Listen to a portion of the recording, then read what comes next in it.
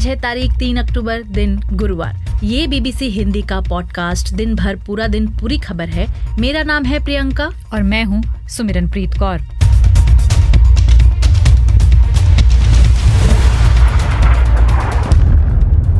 Lebanon में जारी हवाई हमलों के बीच इस्राएली सेना ने हिजबुल्लाह के 15 सदस्यों को मारने का दावा किया। The time for empty calls for de-escalation is over.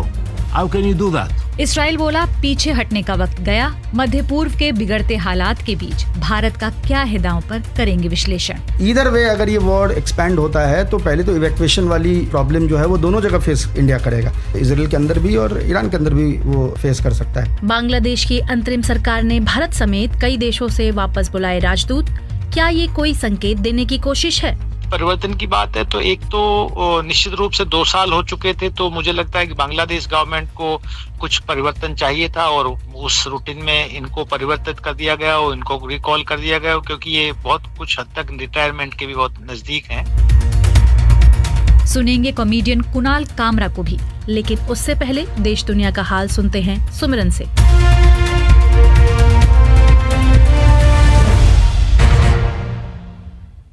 इस्राएली सेना ने गजा में हमास के 3 शीर्ष कमांडरों को मारने का दावा किया है। इस्राएली सेना ने बताया है कि 3 महीने पहले एक हवाई हमले में तीनों की मौत हुई थी। इस्राएल ने कहा कि इनमें से एक का नाम राहवी मुश्ताहा है, जो हमास की सरकार के प्रमुख थे और उनका हमास के लड़ाकों पर सीधा प्रभाव था।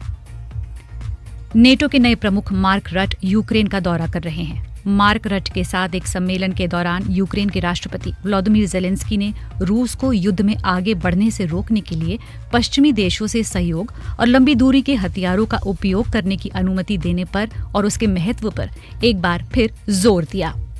Ми потребуємо достатньої кількості і якості зброї, далекобійної зброї। व्लादिमीर ज़ेलेंस्की कह रहे हैं, हमें पर्याप्त मात्रा में हथियारों की आवश्यकता है, जिसमें लंबी दूरी तक हमला करने वाले हथियार शामिल हैं। मेरी राय में हमारे सहयोगी देश पहले से ही इसमें देरी कर रहे हैं। हमने आज यूक्रेन की वायु रक्षा और पड़ोसियों के सहयोग की आवश्यकता पर बात की। सहयोगियों की एकता और मदद के साथ लोगों के जीवन की रक्षा करना संभव है। कुछ ऐसा ही हम मध्य पूर्व में देख रहे हैं। अमेरिका की खुफिया एजेंसी CIA चीन, ईरान और उत्तर कोरिया में मुखबिरों की भर्ती कर रही है। CIA ने सोशल मीडिया पर इसकी जानकारी दी। CIA ने मैंडरिन, फारसी और कोरियन भाषा में बुधवार को सोशल मीडिया पर पोस्ट किया। इसमें यूजर्स को बताया गया कि वो कैसे सुरक्षित तरीके से संपर्क कर सकते हैं। इससे पहले यूक्रेन में जारी युद्ध के बीच रूसियों को इस अभियान में शामिल किया गया था। CIA इसे एक सफल अभियान बताती है। CIA के प्रवक्ता ने एक बयान में कहा कि हम ये स्पष्ट कर देना चाहते हैं कि सत्ताधारी शासन के लोग जानें कि हम बिजनेस के लिए तैयार हैं। अमेरिका में हेलेन तूफान से जान गंवाने वालों की संख्या 180 हो गई है। इससे दक्षिणी पूर्वी अमेरिकी राज्य प्रभावित है। अमेरिका के राष्ट्रपति जो बाइडेन और उपराष्ट्रपति कमला हैरिस ने प्रभावित क्षेत्रों का दौरा किया।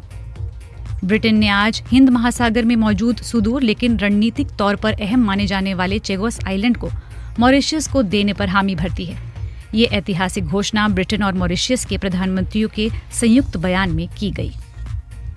भारत के सुप्रीम कोर्ट ने आज ईशा फाउंडेशन के खिलाफ दायर याचिका को मद्रास हाई कोर्ट से ट्रांसफर कर लिया है।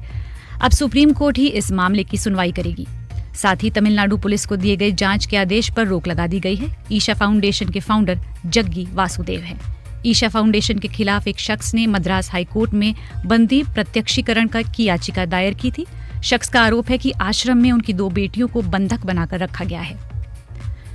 और आज सुप्रीम कोर्ट ने साल 1998 में हुई बिहार के पूर्व मंत्री ब्रज बिहारी प्रसाद की हत्या के मामले में फैसला सुनाया है। इस मामले में 2 अभियुक्तों को दोषी ठहराया गया है और इन्हें उम्र कैद की सजा सुनाई गई है। दोषियों में से एक पूर्व विधायक मुन्ना शुक्ला हैं, वहीं पूर्व सांसद सूरज भान सिंह को बरी कर दिया गया है।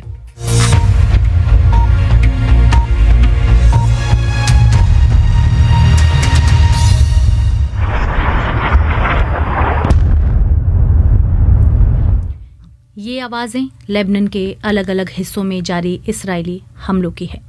इसराइल ने दक्षिणी लेबनान के बिंत जेबिल जिले की एक इमारत पर हवाई हमले में हिजबुल्लाह के 15 लड़ाकों को मारने का दावा किया है। IDF ने कहा है कि उन्होंने एक म्यूनिसिपैलिटी बिल्डिंग को निशाना बनाया जहां से हिजबुल्लाह अपनी गतिविधियों का संचालन कर रहा था। साथ ही यहां हथियारों का बड़ा जखीरा भी था। इन हमलों की चपेट में लेबनान की राजधानी बेरूत की एक इमारत भी आई, जिसमें अब तक 9 लोगों की मौत हो चुकी है और 14 लोग घायल भी हुए हैं।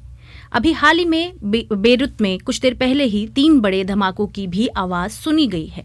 लेबनानी अधिकारियों का कहना है कि हिजबुल्लाह से जुड़े एक स्वास्थ्य केंद्र की इमारत पर हमले से 6 लोगों की मौत हो गई और 8 लोग घायल हुए।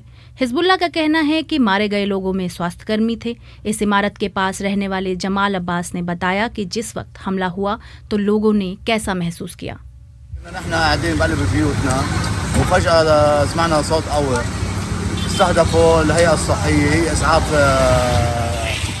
जमाल अब्बास कह रहे हैं कि हम अपने घर में बैठे थे कि तभी अचानक से एक जोरदार आवाज सुनाई दी। उन लोगों ने यानी इसराइल ने एक स्वास्थ्य संगठन को निशाना बनाया और उस इमारत में रहने वाले सभी आम लोग थे। उन्होंने ऐसे लोगों को निशाना बनाया जो घायल थे या फिर दूसरों की मदद कर रहे थे। वहीं हिजबुल्लाह का अब ये कहना है प्रियंका कि इस्राएली सैन्य बलों ने फातिमा बॉर्डर क्रॉसिंग के रास्ते आगे बढ़ने की कोशिश की, लेकिन उनके लड़ाकों ने यहां इसराइल के सैनिकों का सामना किया। हालांकि इस्राएली सेना की ओर से अभी तक कोई औपचारिक बयान नहीं आया है। लेकिन इस बीच लेबनान के स्वास्थ्य मंत्रालय ने सुमरन ये बताया है कि 8 अक्टूबर 2023 यानी पिछले साल से लेकर अब तक हुए इस्राएली हमलों में उनके 1974 लोगों की मौत हो चुकी है। इनमें से 127 बच्चे थे। लेबनानी सेना ने बताया है कि दक्षिणी हिस्से में अलग अलग जगहों पर 2 लेबनानी सैनिकों की इस्राएली हमले में मौत हो गई है। तो लेबनान को काफ़ी नुकसान हो रहा है इस्राएली हमलों में, और ये मौत लेबनानी सैनिकों की ऐसे वक्त हुई है जब इस्राएली सेना ने दक्षिणी लेबनान में रह रहे लोगों को एक बार फिर से चेतावनी दी है। IDF के अरबी भाषा के प्रवक्ता अविचे अदराई ने नबातिये समेत 25 और नए इलाकों के लोगों को कहा है कि वो उत्तर की ओर चले जाएं। अदराई ने एक्स पर एक पोस्ट में उन गांव की सूची भी दी है जिन पर खतरा है। साथ ही यहां रहने वालों से कहा है कि वे दक्षिण की ओर ना जाएं। दक्षिण की ओर किसी भी तरह की गतिविधि आपको खतरे में डाल सकती है, ऐसा उन्होंने कहा। और वहीं दक्षिण लेबनान के सबसे बड़े शहरों में से एक है नेबातिये।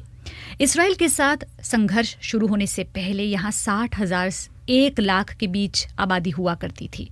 बिल्कुल। और इस बीच पश्चिमी देश जो हैं वो तनाव को कम करने की कोशिशों में जुट गए हैं। ताकतवर देशों के समूह जो है माना जाता है G7, उन्होंने कहा है कि इस मामले का राजनीतिक हल निकालना अभी भी संभव है। वहीं कतर ने सीज फायर के लिए कुछ गंभीर प्रयास किए जाने की मांग की है। ब्रिटेन में लेबनान के राजदूत रमी मुर्तादा ने BBC से बातचीत में इसराइल पर सीज फायर के मुद्दे में रुचि ना दिखाने का आरोप लगाया है। It's clear that Israel has chosen an escalatory path in a very volatile and dangerous region. It opened the Pandora box. तो रमी मुर्तादा यहाँ कह रहे हैं कि ये साफ है कि इसराइल ने खतरनाक क्षेत्र में संघर्ष बढ़ाने का रास्ता चुना है। इससे मुसीबतों का पिटारा खुल गया है और हमने शुरुआत में ही कहा था कि हम इसका कूटनीतिक हल निकालना चाहते हैं और कूटनीतिक हल अभी भी मौजूद है। हम मौजूदा संकट के विकल्प के लिए कूटनीतिक वार्ता करने वाले थे, लेकिन इसराइल के कुछ गर्म दिमागों ने अलग रास्ता चुन लिया।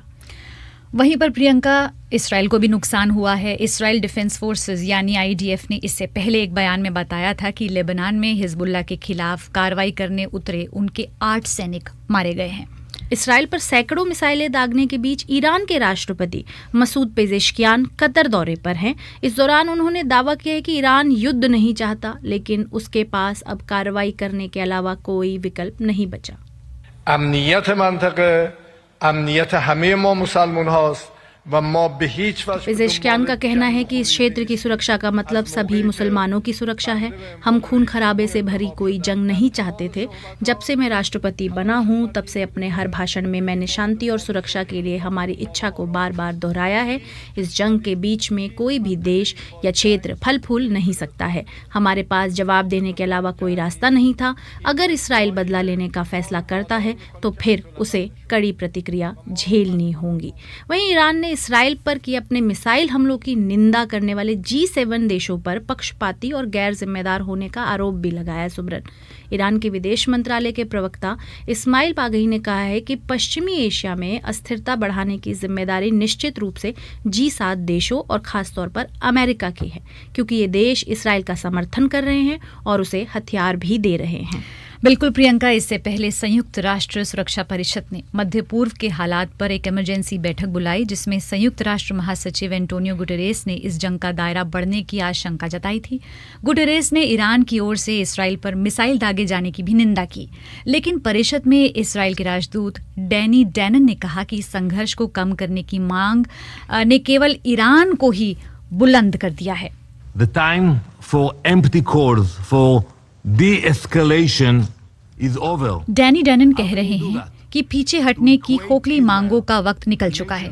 आप ये कैसे कर सकते हैं? इसराइल एक ऐसा देश जो केवल शांति से जीना चाहते हैं और अपने लोगों की सुरक्षा के लिए कार्रवाई कर रहा है, उसकी तुलना हमारी बर्बादी पर तुले एक आक्रामक देश से करना सिर्फ गलत ही नहीं, बल्कि ये असलियत का भद्दा और अनैतिक चित्रण है। ये उनके शब्द थे। जी, और इस क्षेत्र में जो फैला तनाव है उसे देखते हुए दुबई की एयरलाइन कंपनी एमिरेट्स ने इराक, ईरान और जॉर्डन जाने वाली सभी उड़ानें अगले 3 दिनों के लिए कैंसिल कर दी हैं।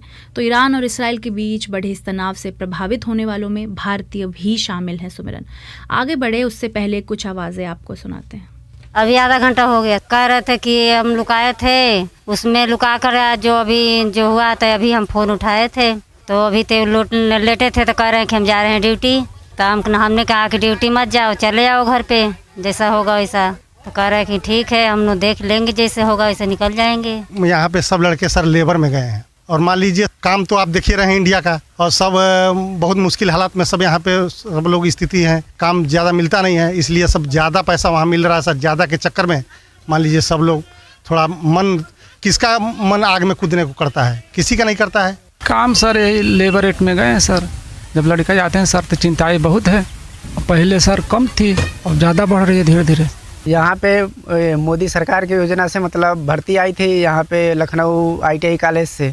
वहाँ पे मतलब इंटरव्यू हुआ था, उसी इंटरव्यू उनका सिलेक्शन हुआ था, 68,000 पेमेंट किया गया था, मतलब हाँ फ्लाइट का टिकट का, और वो इजराइल चले गए। तो ये वो लोग हैं जिनके परिजन इसराइल में रह रहे हैं। ईरान ने जब इसराइल पर सैकड़ों मिसाइलें दागी तो इन लोगों की चिंता बढ़ गई। अब ये लोग एक दिन में कई बार वीडियो कॉल करके अपने परिजनों की सलामती जानने की कोशिश कर रहे हैं। उत्तर प्रदेश के ऐसे ही कुछ परिवारों के पास पहुंचे थे BBC संवाददाता सैयद मोजिज इमाम रिजवी, जिन लोगों की आवाज़ें आपने अभी सुनी। तो यहाँ ये बता देते हैं कि भारत के तकरीबन 24,000 लोग इस वक्त इसराइल में रह रहे हैं। तो पश्चिमी एशिया के हालात जो है सुमिरन, वो नाजुक मोड़ पर पहुंचते दिख रहे हैं, जहां हर घड़ी ये आशंका बनी हुई है कि एक देश की कार्रवाई पर दूसरा देश किस तरह का जवाब दे सकता है। भारत के विदेश मंत्रालय ने भी पश्चिम एशिया के तनावपूर्ण हालात को देखते हुए बयान जारी कर दिया। इसमें सभी पक्षों से संयम बरतने के लिए फिर से एक बार कहा गया है और ये भी कहा गया है कि इसका कूटनीतिक हल निकाला जाना चाहिए। बिल्कुल। तो भारत की चिंता के पीछे मुख्य वजह क्या है और इस तनाव के बीच भारत का क्या क्या दांव पर है, यही जानने के लिए कुछ देर पहले हमारी सहयोगी सरप्रिया सांगवान ने बात की सौरभ शाही से, जो पेशे से पत्रकार हैं और पिछले 19 सालों से मध्य पूर्व को कवर करते आए हैं। इंडिया के लिए एक बहुत कॉम्प्लेक्स इशू बन चुका है, क्योंकि भारत तो इस पक्ष में भी है जो फ़लस्तीन के 2 नेशन थ्योरी के पक्ष में है कि वो तो उसको चाहता है, लेकिन जब UN में इसराइल के खिलाफ कोई भी प्रस्ताव लाया जाता है तो वो वोटिंग नहीं करता है। इतने सब ये जो चीज़ें हो रही हैं, इसमें आपको क्या लगता है कि भारत के लिए अब क्या स्टेक पर है? देखिए, ये मौजूदा गवर्नमेंट जब से आई है, यानी अगर पिछले 10 सालों की बात करें तो एक जो प्राइमरी चेंज आप देख रहे हैं वो ये देख रहे हैं कि पहले ये होता था कि अगर कुछ ऐसे 1-2 ऐसे मामले होते हैं जिसमें एब्सटेंशन होती थी, पर जनरली अगर कोई प्रो पैलेस्टाइन मूव होता था कोई भी चीज़ UN में, तो जनरली इंडिया उसके प्रो में वोट करती थी। जो अभी एब्सटेन इंडिया ने किया है जनरल असेंबली में, वो actually by India's own standards भी जो पिछले 10 सालों के स्टैंडर्ड्स हैं वो थोड़ी सरप्राइजिंग है। सरप्राइजिंग इसलिए है क्योंकि अगर आप उस वोट को देखें तो उसमें बहुत सारी यूरोपियन कंट्रीज़ जिनका एक आयरन क्लैड सपोर्ट इसराइल के लिए होता था, they have sort of broken rank को तोड़ के उन्होंने पैलेस्टाइन के हक में वोट किया है। दूसरा ये कि वो वोटिंग क्या थी, वो एक इंटरनेशनल कोर्ट के वर्डिक्ट पे वोटिंग थी। इंटरनेशनल कोर्ट ने क्लियर कर दिया कि ये ऑक्यूपेशन है, इलीगल है, इसको ख़त्म होना चाहिए। जो अभी लेटेस्ट वर्डिक्ट आया उसमें ये कहा गया कि अगर आप 1 साल के अंदर इसको ख़त्म नहीं करते हैं तो दुनिया फ्री है इन पे सैंक्शंस लगाने के लिए। इंडिया ने इस पे एब्सटेन किया है। अच्छा, एब्सटेन करना यहाँ पे प्रो इजराइल एब्सटेंशन माना जाएगा, क्योंकि जो मसौदा है वो एंटी इजराइल था। बिल्कुल, बहुत बार भारत ने बोला है, ऐसा नहीं है कि उन्होंने उस जो ह्यूमैनिटेरियन जो एड भी देता है, उसके अलावा जो जाने वहाँ पर जा रहे बेकसूर लोगों की, उसके लिए भी जयशंकर साहब ने कई बार बात कही है उसके बारे में कि नहीं, ये भी नहीं ठीक है। हाँ, मतलब जो आतंकी घटना है, उन्होंने जो शब्द यूज़ किया कि वो अलग है, लेकिन ये भी एक चीज़ है कि ये भी नहीं होना चाहिए कि जो इसमें इतने लोग मर जा रहे, तो वो भी तो कहा ही है भारत ने। लेकिन देखिए, ये बहुत इंपॉर्टेंट है कि मैसेजिंग कहाँ से आ रही है। पीएम को फॉलो करते हैं मिलियंस में लोग, एमईए को कितना आदमी फॉलो करता है? आप जो स्टेटमेंट जारी करते हैं ट्विटर पे या बाकी जगहों पे, तो यानी जिसकी रीच ज़्यादा है वहाँ पे you are taking a pro Israeli position. जिसकी रीच डिप्लोमेटिक कम्युनिटी में है, जर्नलिस्ट पढ़ते हैं, कितने मुझे आपको लगता है कॉमन आदमी दुनिया का, इंडिया का एमईए का स्टेटमेंट पढ़ता है? इनके हिसाब से दिस इज स्मार्ट मूव कि इनको ये लगता है कि जहां हमें सिग्नलिंग देनी है बड़े लेवल पे, वो हम पीएमओ के उससे कर रहे हैं, और जहां पुरानी बातें बोलनी है, अच्छा जैसे 2 स्टेट की बात है, अगर आप हक में हैं 2 स्टेट सोल्यूशन के, तो ये जो वोटिंग अभी हुई थी वो तो 2 स्टेट सोल्यूशन का ही वोटिंग था ना, उसी के ऑक्यूपेशन की थी ना, तो वो वहाँ पे जो आपका वोटिंग ट्रेंड है, एक्चुअल में देखें वोटिंग ट्रेंड ही सब कुछ है। अल्टीमेटली ये ट्विटर और ये तमाम चीज़ें जो हैं वो पीछे रह जाती हैं। अल्टीमेटली ये होता है कि आपने वोटिंग किस चीज़ पे की है, और लोग वही याद रखते हैं। और अगर मान लीजिए ईरान और इसराइल की लड़ाई हो जाती है, एस्केलेट हो गई और ज़्यादा बढ़ गई, तब भारत को इससे क्या नुकसान हो सकता है, या भारत कैसे प्रभावित होगा इससे? अगर आप प्रिंसिपली देखें, इस तरह से देखें कि ग्राउंड पे क्या असर है, तो बहुत सारे इंडियंस, आपको पता है अभी यूपी, बिहार, मध्य प्रदेश, इवन हरियाणा, इन जगहों से गए वहाँ पे काम करने के लिए। फ़िलहाल जो अभी ईरान ने जितने भी टारगेट्स किए हैं वो सारे मिलिट्री बेसेस हैं, एयरफोर्स बेसेस हैं, या मोसाद का हेडक्वार्टर था तेल अवीव में ये। बट अगर वो ये डिसीजन लेता है कि जिस तरह से इंडिस्क्रिमिनेट अटैक इजराइल करता है, जैसे लेबनान में सिविलियन इलाके पर अटैक, सिविलियंस मारे जा रहे हैं, या पैलेस्टाइन में मारे जा रहे हैं, गजा में, अगर उस तरह का डिसीजन ईरान लेता है कि हम सिविलियन इलाकों पे भी अटैक करेंगे, तो फिर ये जो लोग यहाँ से काम करने के लिए गए हैं उनके लिए बहुत मुश्किल हो जाएगी, क्योंकि वो जिस किस्म की वहाँ सोसाइटी है, वहाँ के लोगों की ट्रेनिंग है कि वो फट से भाग के बॉम्ब शेल्टर में चले जाएं। हमारे लोगों की ट्रेनिंग नहीं है। इनफैक्ट मैंने कल एक वीडियो देखा जिसमें मिसाइल जब गिर रहे थे तो ये हमारे हिंदुस्तानी जो है उसका वीडियो बना रहे थे। तो ऐसे सूरत हाल में आप समझ सकते हैं कि वो कितना खतरनाक है। एक दूसरा ये कि बहुत सारे इंडियंस ईरान में भी हैं, अच्छी तादाद में हैं, स्टूडेंट्स हैं, खासकर जो मेडिकल तमाम पढ़ाई भी करते हैं, और जो थियोलॉजी की पढ़ाई होती है, रिलीजियस थियोलॉजी की पढ़ाई होती है, वो भी करते हैं। कुम एक शहर है ईरान में जहाँ बहुत हज़ारों की संख्या में हिंदुस्तानी जो हैं वो पढ़ते हैं। तो ईदर वे अगर ये वॉर एक्सपैंड होता है तो पहले तो इवैक्यूएशन वाली प्रॉब्लम जो है वो दोनों जगह फेस इंडिया करेगा, इजराइल के अंदर भी और ईरान के अंदर भी वो फेस कर सकता है।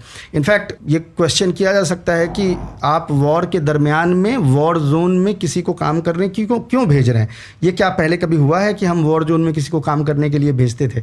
होता था, but this was before independence. World war के टाइम में इंडियंस जाते थे, कुलीज जाते थे वर्क करने के लिए, बट पोस्ट वॉर तो I don't remember a time कि कभी ऐसा हुआ हो कि वॉर जोन में, वॉर के दरमियान में हिंदुस्तानी काम करने के लिए भेजे गए हों।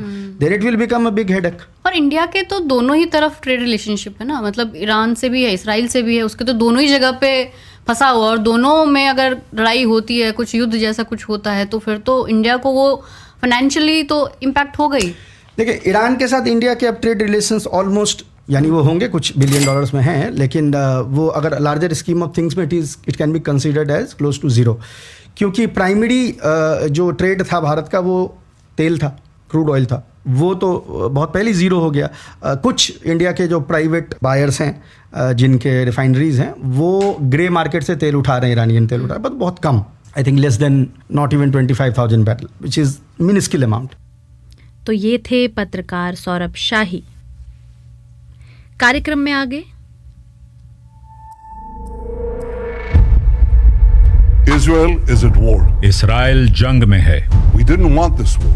हम ये जंग नहीं चाहते थे। It was forced upon us in the most brutal and savage way. ये हम पर थोपा गया, वो भी सबसे क्रूर और बर्बर रूप में। जंग, ये जंग अब तक कितनी आवाज़ों का गवाह बना। जो आखिरी शब्द थे उनकी 6 साल की बच्ची, उसकी गूंजती हुई चीख थी, जो इज़राइल के नागरिकों के बीच बहुत मशहूर शब्द बन गए हैं। वो आवाज़ें जो बेबसी में निकली। To be honest, it's so painful. I cry, you know. I try to say words to really, and I cry. वो कराहती चीखें जिनमें दर्द था अपनों को खोने और उनके फिर कभी न लौट पाने का। अस्पताल के कंपाउंड रेफ्यूजी कैंप में तब्दील हो चुके हैं। लोग डरे हुए हैं और वो अपने परिवारों के साथ यहाँ आ रहे हैं। अपने आशियाने को आंखों के सामने ढेर होते देखने की हताशा थी, नाराजगी थी, गुस्सा था। गजा की जिंदगी नर्क बन गई। सब कुछ पूरी तरह से बदल गया। खाना और पीने के पानी की भयानक किल्लत हो गई। भला जंग की आवाजें और कैसी हो सकती हैं? तो सुनिए BBC हिंदी का स्पेशल पॉडकास्ट हमास इस्राइल युद्ध का 1 साल, शनिवार 5 अक्टूबर को शाम 7:30 बजे BBC हिंदी के फेसबुक, YouTube और इंस्टा चैनल पर लाइव।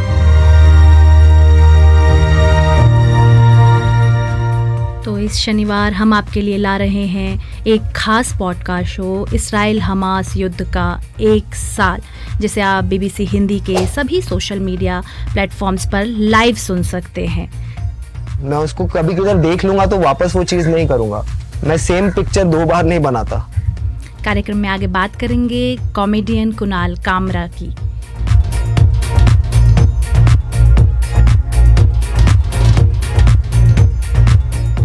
लेकिन पॉडकास्ट में आगे जाने से पहले और कुणाल कामरा का ये इंटरव्यू सुनने से पहले भारत के पड़ोसी देश यानी बांग्लादेश की बात कर लेते हैं। तो भारत और बांग्लादेश के रिश्तों पर बात करते हैं। बांग्लादेश की अंतरिम सरकार ने भारत में अपने उच्चायुक्त समेत 5 देशों से अपने राजनयिक वापस बुला लिए हैं। भारत में बांग्लादेश के उच्चायुक्त मुस्तफिजुर रहमान हैं।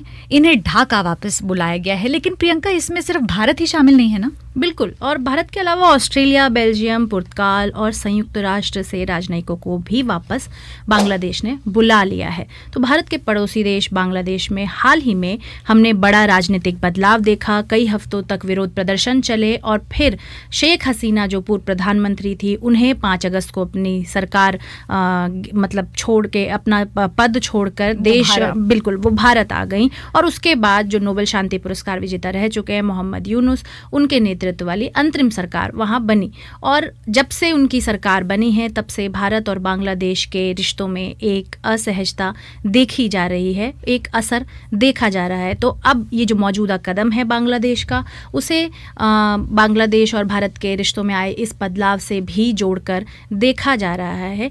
लेकिन क्या बांग्लादेश ने वाकई इस कदम से अपने उच्चायुक्त को वापस बुलाकर कोई संकेत देने की कोशिश की है, या फिर? जी, यही मैंने जानने की कोशिश की थोड़ी देर पहले कि क्या ये कोई संकेत है या ये कोई रूटीन बदलाव है, क्या रिश्तों में खटास आई है या रिश्ते सब ठीक है। यही जानने की कोशिश की जवाहरलाल नेहरू यूनिवर्सिटी के centre for south Asian studies के प्रोफेसर संजय भारद्वाज से। जहां तक अभी राजनयिक परिवर्तन की बात है, तो एक तो निश्चित रूप से 2 साल हो चुके थे, तो मुझे लगता है कि बांग्लादेश गवर्नमेंट को कुछ परिवर्तन चाहिए था और उस रूटीन में इनको परिवर्तित कर दिया गया और इनको रिकॉल कर दिया गया, क्योंकि ये बहुत कुछ हद तक रिटायरमेंट के भी बहुत नजदीक हैं। तो एक फैक्टर हो सकता है। दूसरा फैक्टर निश्चित रूप से कोई अगर सत्ता परिवर्तन होता है तो वो, क्योंकि भारत बहुत महत्वपूर्ण देश है बांग्लादेश के लिए, बाकी दूसरे कंट्रीज भी, चाहे अमेरिका हो, चाइना हो, यूके हो, ये सभी कंट्री बांग्लादेश के लिए बहुत महत्वपूर्ण है, ट्रेड के हिसाब से, इन्वेस्टमेंट के हिसाब से, या बाकी जो बायलैटरल टाइज हैं दोनों इन देशों के बीच में, उनके लिहाज से बांग्लादेश के लिए सभी कंट्रीज महत्वपूर्ण है। तो जब सत्ता परिवर्तन होता है और चेंज ऑफ गार्ड होता है, तो निश्चित रूप से वो ऐसा व्यक्ति देखते हैं जो सत्ता से भी उसकी अच्छी ट्यूनिंग हो और वो सत्ता की जो आवाज है, जो सत्ता के जो अपने इंटरेस्ट हैं, उनको भी उस देश में सर्व कर पाए। अच्छे डिप्लोमेटिक एक अपनी क्षमता के आधार से उनकी एक्सपेक्टेशंस हैं जो नई सरकार की, वो उनको मीट करे। तो हो सकता है ये भी एक पहलू हो कि मुस्तफिजुर रहमान को वापस बुला लिया गया और अपने किसी और सक्षम व्यक्ति को नियुक्ति दे। हाल ही में हमने ये भी देखा कि अंतरिम सरकार के मुख्य सलाहकार मोहम्मद यूनुस अमेरिका के दौरे पर गए। यहाँ वो अमेरिका, पाकिस्तान समेत कई देशों के राष्ट्र प्रमुखों से भी मिले हैं, पर भारत के प्रधानमंत्री से मुलाकात नहीं हुई। इसके इतर भी बहुत कुछ होता रहा, चाहे शेख हसीना का मुद्दा हो, व्यापार का मुद्दा हो, वहाँ रहने वाले हिंदुओं का मामला हो, चाहे फिश डिप्लोमेसी का मामला हो। क्या कहीं ना कहीं खटास बढ़ती जा रही है या रिश्ते अभी भी उतने बुरे नहीं हैं? देखिए, जहां तक प्रधानमंत्री नरेंद्र मोदी जी की जो विजिट है अमेरिका की,